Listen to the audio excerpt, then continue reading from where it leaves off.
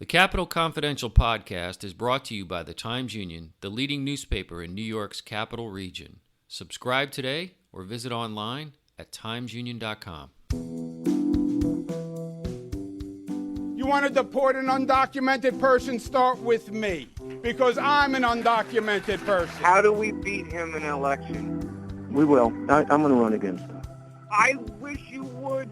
I wish you would, Dad. I would. There are things in here that are unobjectionable because they're not that effective.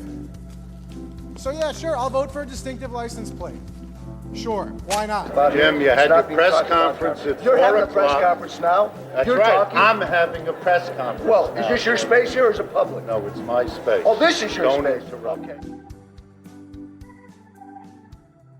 I'm David Lombardo, and this is the Capital Confidential podcast. For this episode, we're looking back at the last successful leadership coup in the state Senate, and it's not the one you're thinking about. In 2002, then State Senator David Paterson challenged Marty Connor for leadership of the Senate Democrats, and he won.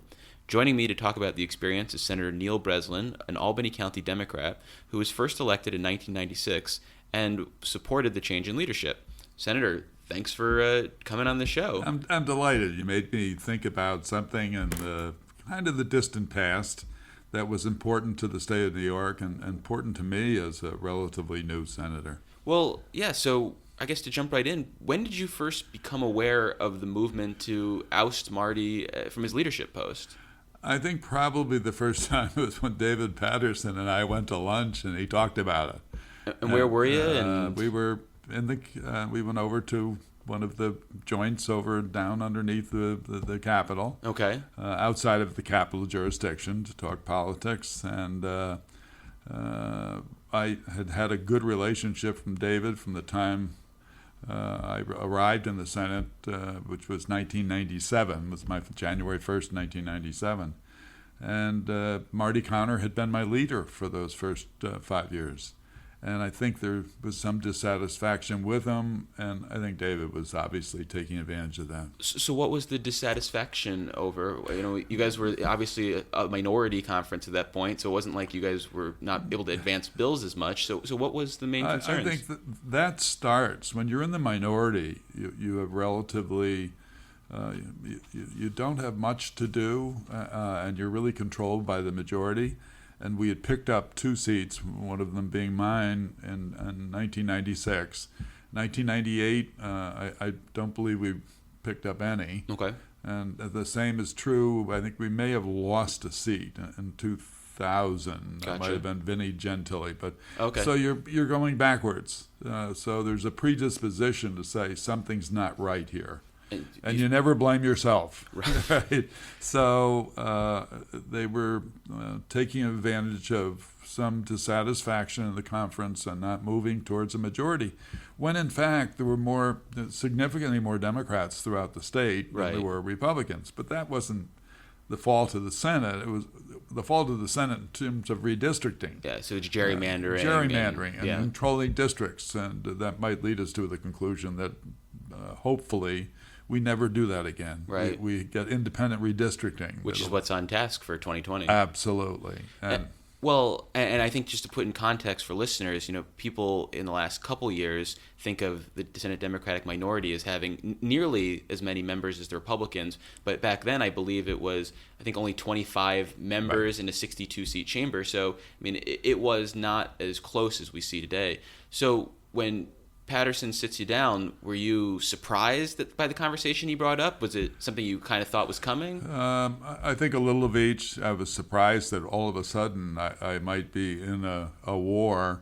a political war. And Marty Connor had been someone who promoted my candidacy. They sought me out, and I ran against an incumbent, Mike Hoblock, who's a highly respected legislator, a good person, who over the years after the election, he and I became closer and closer. He was a wonderful public servant. That seems unusual for an election. He really is. It's and a lot of times good people lose and not so good people win, and it's really the nature of politics. So Marty Connor, and it was the most expensive race in the history of the Senate, the race I had in 1996, and Marty Connor was very supportive of that.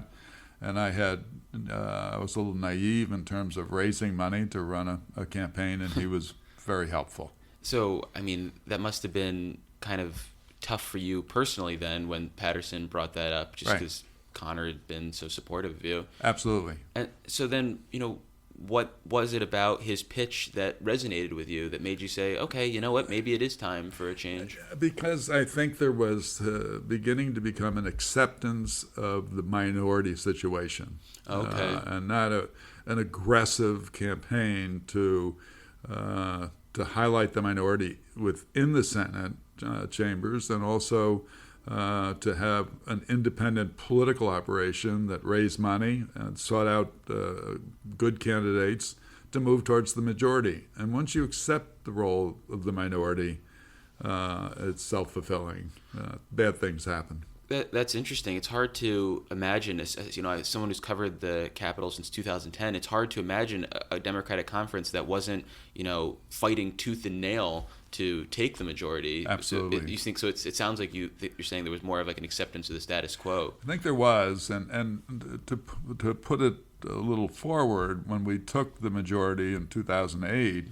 There was a sense then we began to run things, and you get the feeling of how good it is to be able to have your policy, your philosophy come to the forefront. And then when you lose that again, you have a taste of the majority, right? And you want it back. Well, yeah, because it's been decades, right, since the Democrats Republicans have controlled the chamber for decades before then. In 1938, I think the Democrats controlled for a year, historically, and they controlled for about a year in the Johnson landslide in 64. Gotcha. That was it. Wow. That's right. And I wasn't around for either one of those. You weren't like a junior? No? Okay, no. All right, yeah, all right. So, after that meeting, what happens? Is it simply sit on your hands and wait for Paterson to gather support? Are you helping gather support? What happens? No, I think probably, and I don't recall specifically, David probably said, I'm thinking of this person and that person. And as it began to evolve, there were Tom DeWayne, Eric Schneiderman, myself, and a number of the minority senators were quietly involved, but if I recall correctly, it was the four of us then, and I would be kind of an upstate person, and Eric and Tom and David in the city, and we just began to form a team, and we would then get together and say, who would we next approach, and how would we approach them? And we couldn't approach somebody who would let the cat out of the bag. So you had to be, very quiet about it. And so you essentially had to guess who might be on board before you reached out to them. Exactly. And it was based on what, how they might think about the conference, if they might have been dissatisfied with Connor themselves. They might have been dissatisfied that we were going nowhere, or they might have been a ranker on a committee they didn't like. Gotcha. There was some reason to grab a hold of them. And we had Byron Brown in Buffalo, who was a senator, now mayor. Rick Dollinger was just leaving. Rick is a judge in Rochester now, and probably out of that my closest friend, and still is, an enormously talented senator who became bored with leaving his family for 100 days a year, and making that trip on the thruway. and now is in the Court of Claims. What role did he play in this process? He was leaving. Okay. And it's my recollection that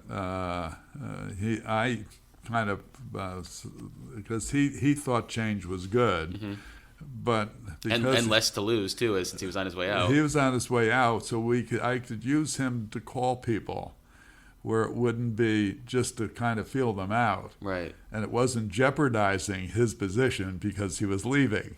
Gotcha. Maybe a little cowardly on my part, but it worked out well. And we slowly began to begin the number counting. And when you're talking about, as you mentioned earlier, 25 members plus or minus, you're not talking about that many. If it was 25, then you need 13. Right. Yeah. Right. And so we had the 4 or 5 of us to start, and we just began peeling off and counting. Well, you mentioned how it was important not to tip your hand to Marty, and in the assembly, just a few years before that, there was an attempted leadership change with Michael Bragman trying to oust Sheldon Silver, and which was not successful. And he was stripped of everything. He had his counterparts were relegated to the back offices and what's it called, lost positions. I mean, was that on your mind? I have to assume it certainly was, because that in fact impacted the state Senate. How come? There was a safe seat. There was a safe seat, Democratic seat in Rochester, and Joe Roback was an assemblyman. Oh, okay. And Joe Roback supported the Bragman. Gotcha. And he was stripped of all his responsibilities to a point where the Republicans came to him, and this was more of a Democratic seat, the Republicans in the Senate. Yeah. He ran for that Senate seat, and Joe has been a New York State senator in the Republican Party since. And in a district that would otherwise probably be in the hands of Democrats, because it's a heavily Democratic district. That's right. Wow, so I guess that must have left a bad taste in the mouths of some people, like on the Democratic side, who were thinking, It gave us an idea of what would happen if we didn't win. Gotcha. And so we would have meetings off campus, away from here. And the planning continued, and it ended up with all of us, the committed delegates. We passed, in our minds, the one beyond the majority. Mm-hmm. And there were a couple holdouts that didn't want to get involved. It wasn't that they weren't for David Paterson. They just didn't want to jeopardize their own positions. And did Marty get tipped off before things could finally reach the majority? Or well, it's funny. I took a 5:30 train to New York on the particular day, an important day when we were all coming together and making it public. Mm-hmm. And we were in an office in New York City, and I got a call from my brother Michael, who was at that time the county executive, and said, "Are you in New York?" And I said, "Well, as a matter of fact, I am." He said, "I just had some correspondence from Marty Connor, and he thinks you might be planning something against him." So there was somebody in the room with us who was relaying messages. It appeared to. Yikes. I know. But yikes is right. But it sounds like it was a little too late in the process. It was too late in the process because we started the meeting very early in the morning, and a couple of those holdouts, when they found out that we had the number we needed, they wanted to be with the winner. Right. So a couple more of them showed up. Yeah, no, that makes sense. And it was very nerve-wracking. And particularly I had been in the Senate 4 or 5 years, so relatively new, and had never been involved in a coup before, and hopefully will never be in one again. Well, it's funny you mentioned how people started to come on board as it became clear that Paterson was winning, because I was working for an assembly member when Sheldon Silver was ousted, and initially there was a 5-person field, everybody sort of in their corner, and as soon as Carl Hastie began to gain some steam, it was all aboard the train. Nobody wanted to be the last person out of the station, because it's like, you worry that someone's going to remember that and hold a grudge. But I actually think I remember when there was the challenge to Speaker Silver in the Assembly. I think there were a couple of people who were with Bragman who were able to escape that knowledge because they flipped back before it was known that they were leaning towards Bragman. Everybody wants to be with the winner, right? And they don't want to jeopardize their positions. So that nucleus that I talked about, we were the ones probably the most vulnerable to the instigators. Right, the instigators. So did Marty try to do anything to hold on? Did he? Absolutely. He was making phone calls, and so he didn't roll over. He didn't roll over at all. And I might add that Marty Connor is an extremely bright guy. Go-to election lawyer. A go-to election lawyer who has the legislative process he had a total grasp of and knowledge of, and it obviously damaged our relationship for a while, and it's gotten back on track in the last several years. But it's good for all of us. I mean, you get complacent in the minority, and you get the day-to-day operations, and you want to make sure you're challenged, and you do as much as you can to effectuate your policy. Mm-hmm. And I found that when I was in the majority, I could talk about health care for all. I could talk about improving education in poverty districts, and to be really sensitive to the changes that would be necessary. Whereas in the minority, you can give all the speeches you want, but unless you're able to pass legislation that moves the dial. Yeah, we saw it this week. Senate Democrats were able to speak on an amendment, but they weren't able to pass the amendment. Yeah, you're right. I see what you mean. It's coming. Yeah.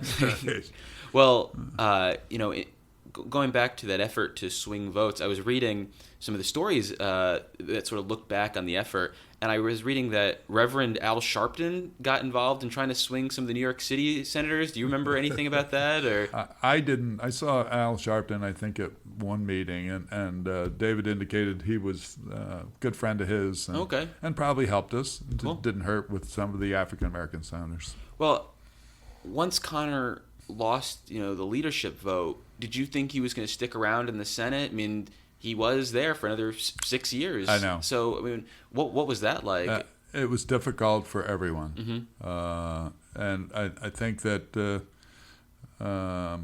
it's very difficult. I thought he would have left earlier. Right. Particularly with the skills he had, as you mentioned, a go-to election lawyer who was highly respected, particularly in the city, but throughout the state. And what were some of the immediate changes that you saw with the leadership change, with Paterson running the conference? I think I think when any leader is in power for an extended period of time, the group running the organization becomes smaller and smaller. Mm-hmm. And when you initially take over, it's a group process. So Gotcha. It's much more democratic in running it. Big collaborative process. Collaborative process, and a lot more of us had positions that were important in the governmental process. Mm-hmm. After David became the minority leader, I took over as the Democratic head of finance. Okay. And if I recall correctly, Eric Schneiderman took over as the floor leader. And Tom Wayne had enormous and was a very bright guy, and of course led the charge for same-sex marriage. Same-sex marriage. Yeah, and I mean, do you contribute or do you attribute some of the steam that the conference gathered in the coming years to the point where in 2008 it took the majority to this leadership change? Do you think that there was an inspired renewed fight for... There was not only a renewed fight, there was a renewed enthusiasm in the conference. And then you begin to, when you're selecting candidates to run in districts, I think that enthusiasm carries over to potential candidates. They see an expectation of the majority. Right. And when you get quality candidates, it feeds on itself. So we ended up with very good candidates, and I would suggest that right now, for instance, I think that the New York State Democratic Senate is by far the most qualified I've seen in my 22 years in the Senate. Not even close. There's been a lot of turnover in the conference. I mean, just since 2010, 2008. Tremendous turnover, and a lot of that credit has to go to Andrew Stewart Cousins, who has just been a tremendously qualified leader who's put us on the state stage. Do you feel like she's brought or continued that same sort of enthusiasm and vigor that you guys were looking for in 2002?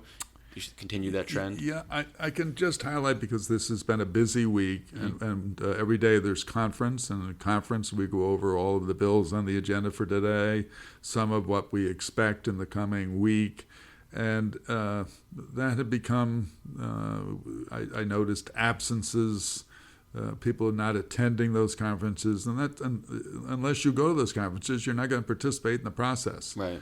The attendance is virtually perfect every day, without a lot of pushing and cajoling, and that's a tribute to Andrea, that she really includes all members, and we have our responsibilities, our particular strengths, and she recognizes those, and it isn't run by 2 or 3 people. It's run by a vast number of our Democratic senators. So you talked about how, with Connor sort of being entrenched in power, you kind of get used to a certain way of doing, power gets sort of consolidated at the top. Do you think that makes it important to have, changes in leadership every occasional time, whether it's through a coup or whether it's just through a handing off of power, generally, 10, 12, 14 years at a certain point, do you need to have a change? I don't. Or does it I depend think on the person? We're moving towards term limits then when you say that. Yeah. I don't agree with term limits, because I don't want staff people who no one knows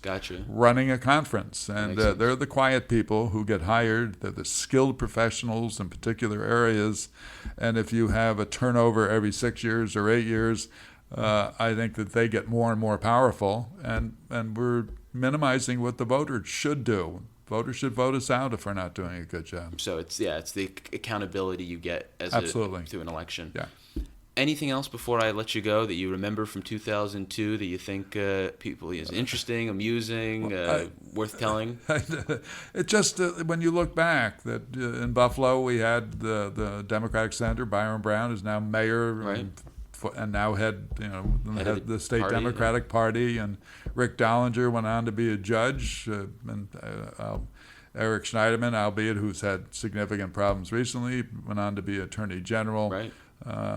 Tom Duane was an important part, the first openly gay HIV member of any legislature in the country. Wow. And it was extremely bright. And to be around, and David Paterson, who had, as he admitted, had flaws when he became governor, but was one of the just had an enormously good personality, an ability to get along with people, and probably that personality developed because of his blindness, that other skills were more prominent. And so it was a time in history that I'll always remember. I'll probably question, and I just recently, in fact, we have an annual Senate dinner, and I was with Marty Connor and had a nice chat with him, and he looks extremely happy, and he doesn't have to deal with this stuff anymore. That's probably why. He doesn't have to deal with this stuff. He looked more prosperous than I'd ever seen him, and he mentioned the fact that that he's had several raises in his law practice where we haven't had a raise in 20 years, and he was quite happy about that. Well, Senator, I really appreciate you taking the time to do this walk down memory lane with me, and look forward to checking in with you in the future. And thank you, Dave, very much. Thanks a lot.